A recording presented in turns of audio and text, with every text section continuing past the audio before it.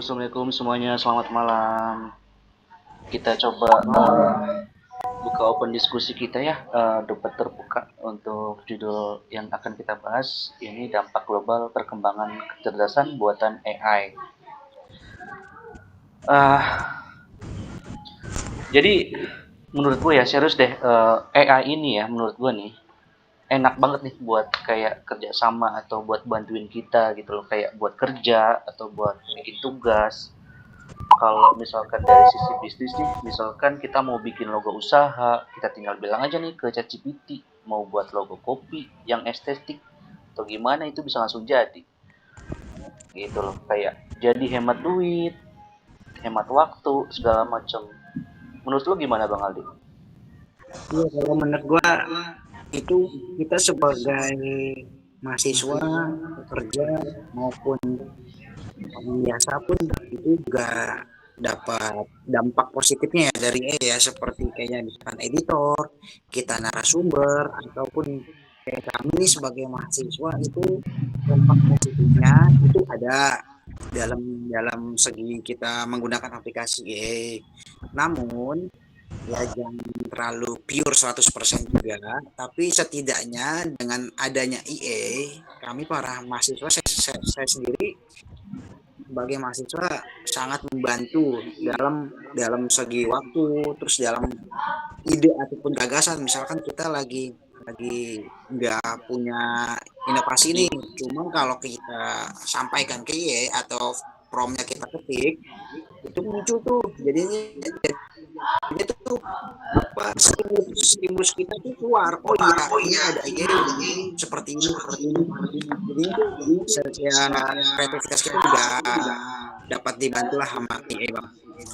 Baik, jadi kalau menurut Aldi nih, kalau kita misalkan lagi ada project segala macam, kita mengacunya ke AI, kemudian kita minta AI ini buat kasih referensi, jadi eh, lebih mudah bang ya, banyak Betul referensi yang diberikan sama AI bang ya. betul Aku betul. setuju sih kalau kalau statement bang Aldi kayak gitu, aku setuju. Kalau menurut bang Bara gimana nih bang Bara? Itu kok kalian bisa pede banget gitu bilang perkembangan AI, kecerdasan buatan kayak gitu tuh bagus buat kita ke depannya sih. Pada yang kalau misalkan dibilang ya, dia itu orangnya ya misalkan jangan AI deh, kita ibarat yang lain deh, kayak misalkan, oh dia tuh orangnya baik, rajin, dia itu ganteng, dia itu kayak gimana. Kalau yang cuman yang bagus-bagusnya di permukaannya gitu doang sih, ya emang iya. Tapi kalau misalkan kita bedah nih jauh lebih dalam nih, tahu nggak kayak yang baru-baru ini tuh kayak pabrik robot AI yang ada di Cina tuh kan dia 24 jam nonstop. Itu gara-gara kayak gitu pekerja pabrik itu di Cina tuh banyak yang nganggur tahu. Itu baru satu dari banyak yang dampak negatif lain yang gue sebutin. Masih banyak lagi kayak video-video buatan yang dibuat gitu kayak presiden ngomong inilah ngomong itulah kan sekarang kita lihat gampang banget orang bikin-bikin video. Terus yang fenomena-fenomena kayak makhluk-makhluk anomali brainwave itu menurut kalian tuh gara-gara apa kalau bukan gara-gara banyak informasi yang simpang siur yang dibuat sama AI yang kayak gitu-gitu. Bener nggak, Pak? Bener sih, apalagi ya kemarin kan sempat rame ya di tong-tong sahur begitu tuh yang brand road begitu. Terus juga ada yang lebih parah lagi bang, kayak misalkan kemarin tuh Cina sama Rusia itu pakai kecerdasannya itu buat mempropaganda Amerika Serikat. Dia tuh bikin video palsu Trump sama Biden tuh, Joe Biden ribut di Amerika, terus yang bikin pemilu jadi chaos. Bukannya malah gratis ya kalau kayak gitu tuh, tapi dia malah makin apa kesannya malah jadi penipuan massal. Terus aturan Jokowi juga masih kendor soal kecerdasan AI begini, makanya Hmm, bikin kita nggak setuju bahaya. kalau AI ada tuh, apalagi sampai disalahgunakan. Bahaya tuh. Kalau menurut gua sih ya yang tadi Bang Bara bilang di Cina itu udah apa namanya kayak di industri gitu ya, hampir 100% itu menggunakan AI gitu ya, robot AI gitu yang cerdas dari AI gitu ya. Kalau menurut aku sih ya, untuk industri gitu, walaupun di industri itu udah pakai AI, menurut aku pribadi nggak bisa 100% tuh pakai AI sih, pakai robot gitu. Pasti satu robot atau 10 robot itu pasti ada satu orang yang mendampingi. Jadi sebenarnya nggak bener sih kalau misalkan 100% manusia bisa digantikan dengan AI, itu menurut aku sih nggak, apa namanya, nggak mungkin sih gitu. Apalagi gimana dipercayakan 100% ke robot gitu, industri gitu ya. Kalau 50-50 sih masih make sense sih. Terus kalau yang tadi yang dibilang ada apa namanya penyalahgunaan pembuatan video dari AI gitu ya, mempropaganda gitu, misalkan video Presiden Prabowo gitu ya, di apa namanya disalahgunakan gitu dengan suara aslinya Pak Prabowo gitu kan, bisa ditiru tuh dari AI ya kan. Nah, balik lagi nih dari kita pribadi, kita semua nih yang konsumsi media gitu kan, kita harus punya literasi juga. Maksudnya kayak sekali lihat video, misalkan ini videonya provokatif nih atau kira-kira negatif gitu kan, kita harus telusuri juga nih, kira-kira nih video AI bukan ya gitu kan. Kan kita bisa bedain juga nih video asli AI sama video asli beneran, itu pasti kelihatan sih dari kayak gerak mulutnya atau pergerakan eh, dari pergerakan video itu pasti nggak smooth gitu. Menurut lo gimana Bang Adi? Kalau menurut gue bener bener Bang Heri. Kalau menurut aku juga sama Bang. Iya itu bisa memeriksa pola piksel yang kita alami, yang biasanya muncul di gambar. Kita juga bisa tahu nih ini video asli atau IA atau deepfake, itu ketahuan kok. Mulai dari kayak kulit nih, ketidaksempurnaannya nih, terlalu halus atau terlalu rata, itu kan IA itu.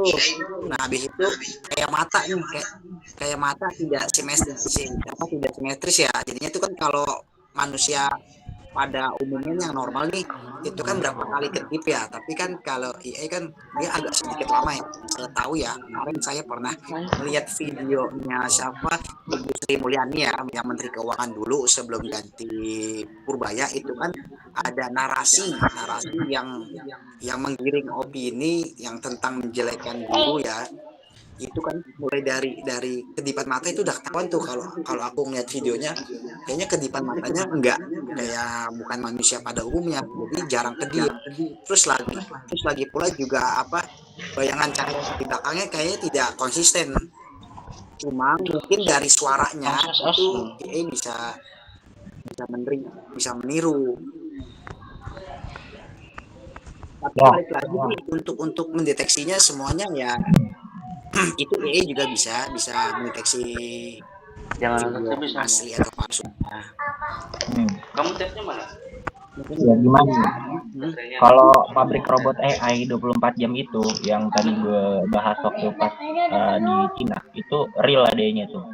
Sampai bahkan di sana tuh rakyatnya tuh demo karena memang pabriknya itu ya udah full robot, bener-bener yang dari mulai dia ngurus barang mulai masuk sampai dikemas jadi itu semuanya dioperasin sama robot. Itulah hebatnya Cina yang tadi gue sempet singgung di awal ya.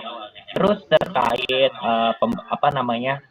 konfirmasi hoax tadi segala macam ya, yang ngebuat fake itu sendiri kan AI itu sendiri ya. Maksud gua ya dengan adanya AI makanya bisa dibuat video-video fake yang kayak tadi kita bahas. Terus dikonfirmasinya kan sama AI lagi. Jadi menurut dia jadi kayaknya lucu aja gitu. Udah Dede nonton di sini. Ada AI-nya aja gitu gak sih? Jadi nggak perlu ada yang malsuin video. Jadi kita juga nggak perlu konfirmasi.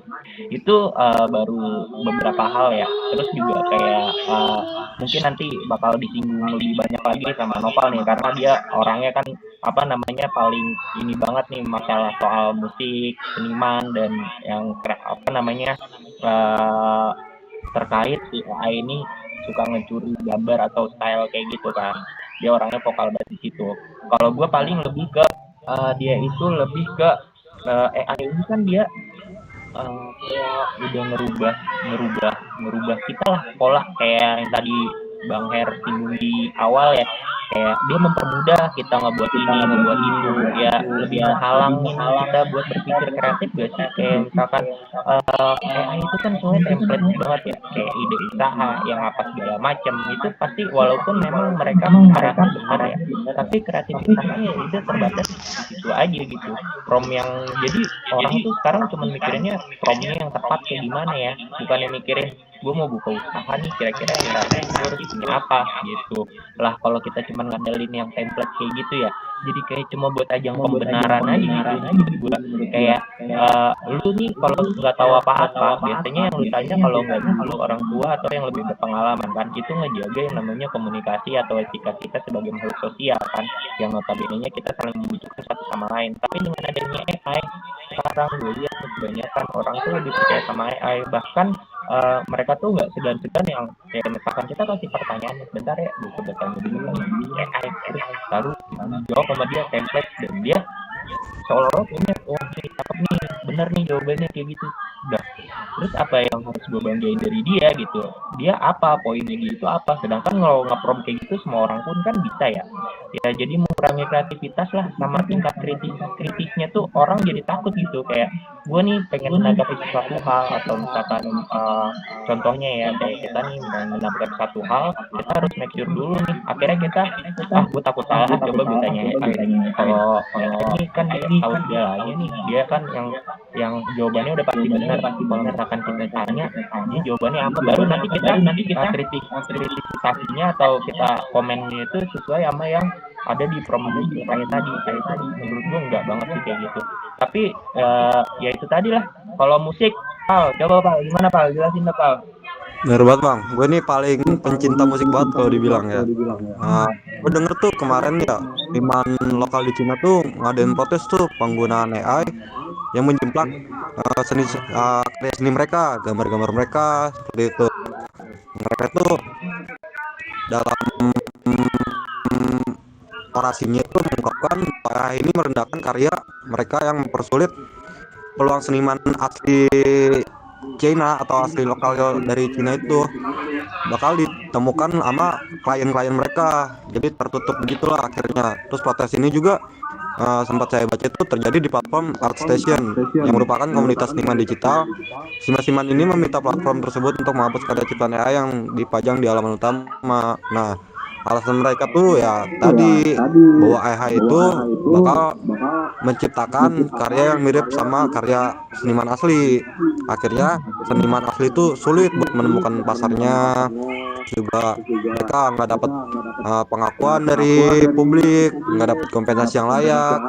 Terus juga mereka itu, menurut mereka AI itu nggak memiliki etika dan tidak menghormati hak cipta seniman aslinya. Terus juga mereka ingin AI itu sebagai, dia pengennya digunakan apa ya namanya ya, sefungsinya aja gitu, kayak sebagai alat bantu, bukannya sebagai pengganti karya seninya mereka.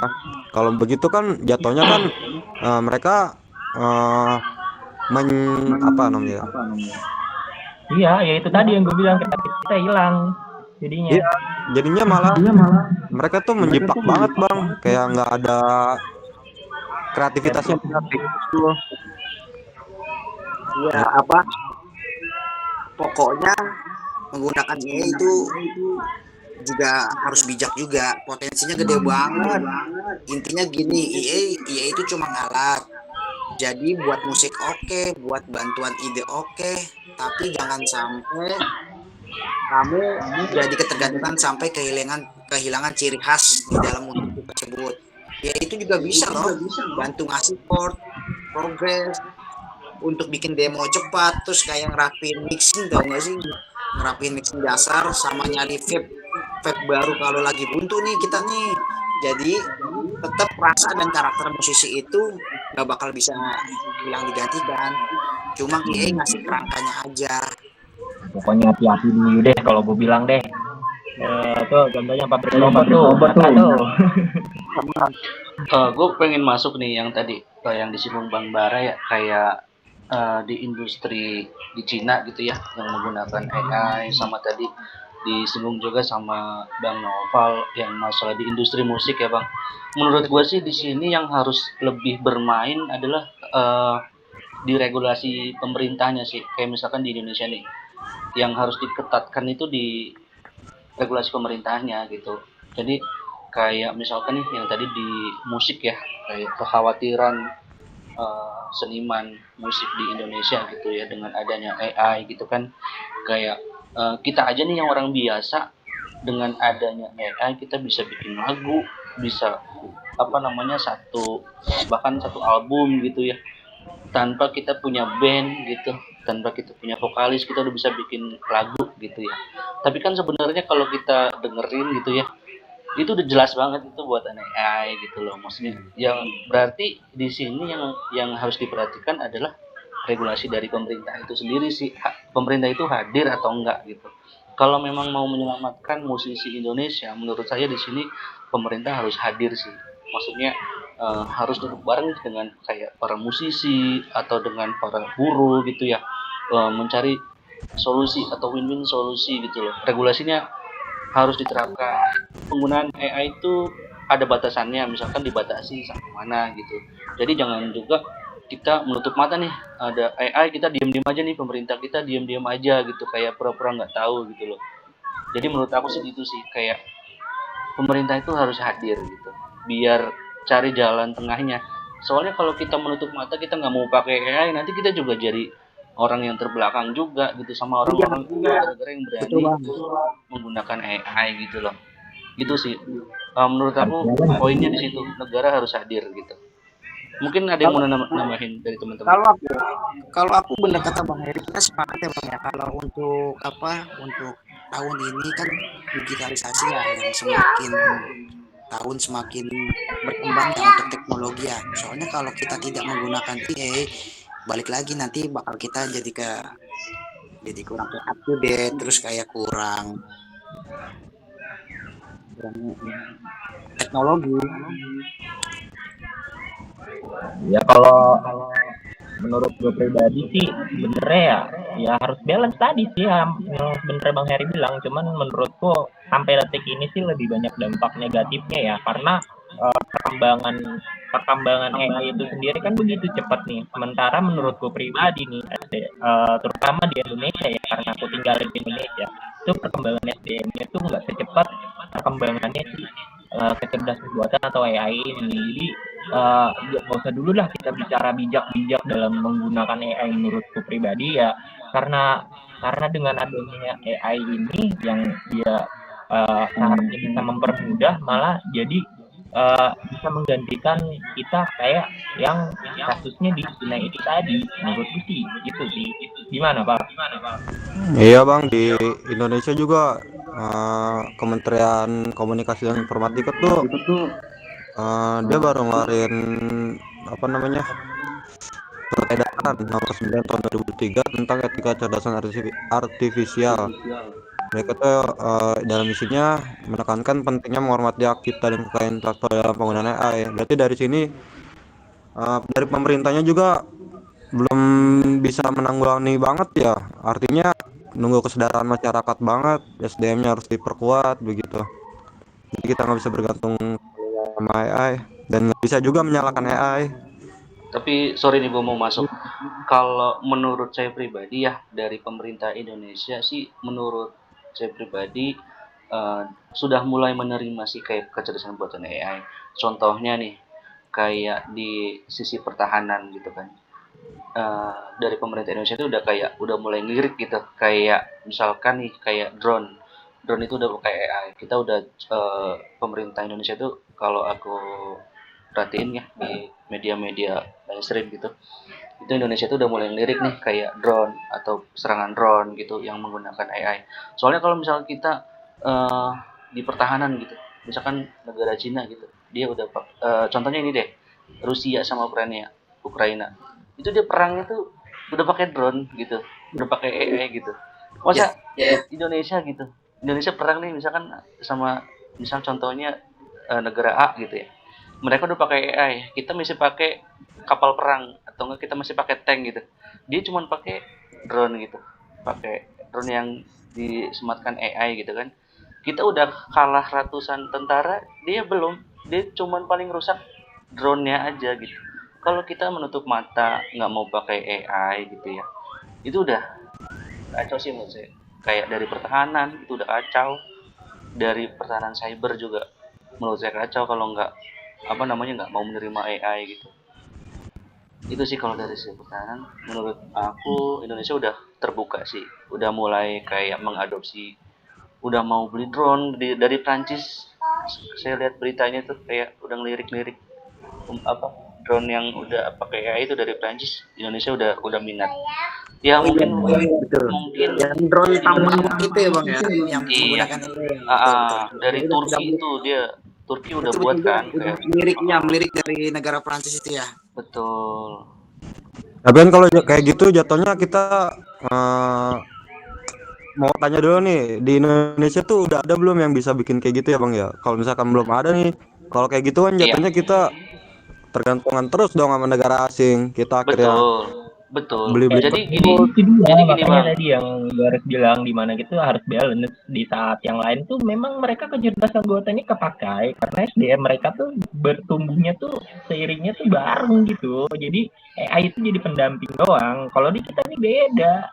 Ya menurut pandanganku sih gitu. Baik, kalau kalau menurut gua sih ya kayak misalkan nih Indonesia mau mengadopsi drone yang dari Turki gitu ya, yang udah cerdas banget gitu tanpa awak itu kan udah disematkan AI. Jadi kalau misalkan kita mau ambil nih drone dari Turki, kita juga ada perjanjian jual beli senjata itu kalau yang saya ketahui ya, itu bisa Bang. Jadi kita bisa beli drone tapi dengan transfer knowledge-nya juga. Jadi misalkan oke, gue mau ngambil drone 10 nih dari Turki, tapi dengan syarat lu juga transfer dong ilmunya nih, gimana caranya buat drone. Sama aja kayak kita misalkan buat beli perjanjian nih, mau beli pesawat tempur dari Cina gitu, dua misalkan.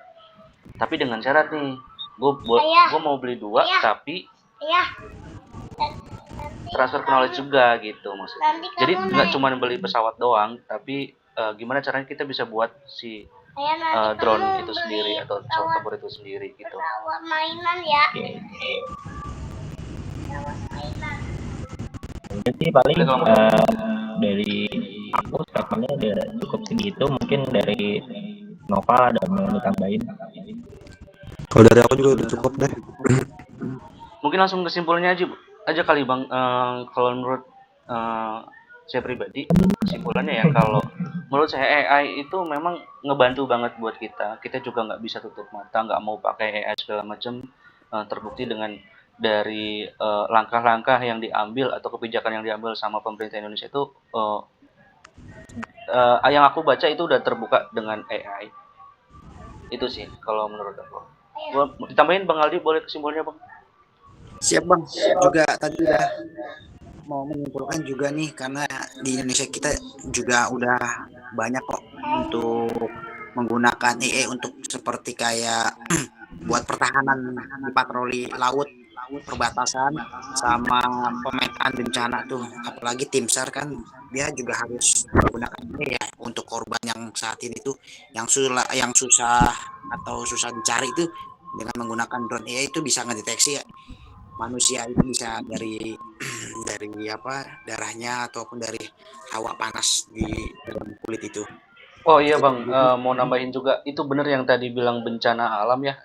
Kemarin aku lihat di eh, media mainstream itu ada perusahaan di Indonesia tuh udah ada yang buat drone khusus untuk membawa korban bencana, walaupun itu kapasitasnya satu orang sih. Tapi itu menurut aku itu suatu kemajuan besar ya. Kayak misalkan terjadi tanah loncor gitu ya. Itu pasti akses tertutup tuh Bang. Misalkan ada jembatan putus gitu kan. Gimana nih kalau mau bawa pasien darurat ke rumah sakit yang jauh gitu dari Lokasi kejadian dari kan ya. lokasi longsor gitu ya. Kalau misalkan ada drone walaupun kapasitas satu orang, menurut aku itu udah kemajuan besar karena bisa menyelamatkan satu nyawa gitu dengan drone tadi gitu. Ya tadi sih kesimpulannya kalau dari saya pribadi sih udah ya, cuman untuk kembali mempertegas lagi sih bahwasanya hingga saat ini terutama di Indonesia yang saya lihat dan saya rasakan hingga saat ini gitu ya, di mana kecerdasan buatan atau AI ini walaupun memang udah ada di beberapa yang dimanfaatkan dengan maksimal, tapi menurut saya sih masih lebih banyak dampak negatifnya. Yaitu tadi menurut saya selain kecerdasan buatannya itu yang dia berkembangnya cukup pesat, SDM kita, generasi muda kita, semuanya deh pokoknya itu harus di edukasi dulu, dijelasin dulu positioningnya sebenarnya kecerdasan buatan atau AI ini tuh di mana sih sebagai pendamping, bukan untuk menggantikan. Ya mentalnya itu kita harus benahin dulu lah intinya menurutku sih kayak gitu. Karena yang udah-udah ya itu tadi malah banyak disalahgunakan oleh apa namanya orang-orang atau yang ada di masyarakat di Indonesia menurut sih gitu. Pal, Ya, udah gitu juga kan biaya sama sumber dayanya itu kan kalau mau menggunakan kecerdasan AI di kehidupan kan pastinya tinggi ya. Pengembangan belum, terus juga ya sumber dayanya yang cukup besar sehingga dapat menjadi kendala lah kalau di negara-negara yang boleh disebutkan Indonesia negaranya yang masih menuju tahap maju ya, negara yang bang ya, bang. Nah, itu kan kalau kayak gitu kan bikin masyarakat jadi bergantung banget sama teknologi, tapi dari pemerintahnya masih belum bisa eh, melayani masyarakatnya dengan teknologi tersebut. Bakal Oke, jadi berarti kalau juga tuh di masyarakat kalau emang hmm, belum bisa melayani masyarakat dengan kecerdasan AI itu. berarti kalau bisa disimpulin nih, Bang Bara dan Bang Noval sebenarnya setuju penggunaan kecerdasan buatan AI, tapi dengan syarat tadi kayak sarana prasarana, SDM kita juga harus mendukung gitu ya, harus dipersiapkan dulu gitu ya, dan iya, regulasi belum dari pemerintah belum juga belum disiapkan dulu. waktunya lah. Belum Belum ini kalau waktunya, oke. misalkan kita mau bangga-banggain AI itu belum waktunya saat ini tuh Baik, belum. Menurut gue sih kayak belum gitu. waktunya. Siap poinnya, aku dapat sih. Jadi kayak Iya. kita harus disiapin dulu deh sebelum pakai AI gitu ya. Jangan sampai Iya, ini nanti jadi senjata betul. makan tuan gitu kan, Bang. Betul. Oke, mungkin pembahasannya cukup seru nih, teman-teman, mengenai pembahasan AI. Ada yang mau ditambahin atau mau ditutup nih? Cukup cukup. Gimana, Bang Aldi? Dari saya cukup. Kalau kalau aku udah cukup udah menjelaskan Ya tentang cukup ya. Bang Bara cukup ya? ya itu ya. Cukup. Bang Novel cukup, Bang? Ya pesan aja sih satu, kalau mau apa ya, mau pakai kecerdasan AI di Indonesia tuh jangan jadi pedang yang berbilah dua. Walaupun dia tajam di kedua sisi, dia cepat mengeksekusi, tapi jangan jadi resiko buat diri sendiri juga. Oke, intinya jangan jadi bumerang nantinya, Bang ya, untuk pengguna AI ya, Bang ya. Ya. Oke, terima kasih teman-teman untuk diskusi malam hari ini perihal kecerdasan buatan AI. Terima kasih semuanya. Selamat malam. Assalamualaikum warahmatullahi wabarakatuh.